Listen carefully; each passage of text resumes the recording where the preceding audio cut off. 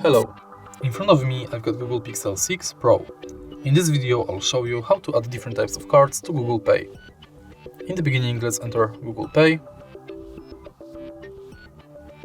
Tap the blue button at the bottom of the screen and focus on Loyalty, Gift Card and Transit. Enter Loyalty and select the loyalty card you want to add, for example Payback Poland.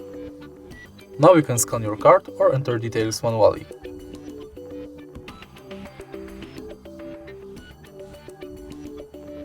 Let's select gift card this time. It's similar to loyalty card because you have to select the shop, enter card number, PIN, balance, your notes, and it's set.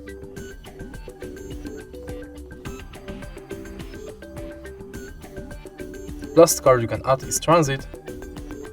If you are able to find your Transit card, select it. You will be redirected to a website where you have to finish the inside form. All of your cards will appear right here. If you find this video helpful, please leave a like, comment and subscribe.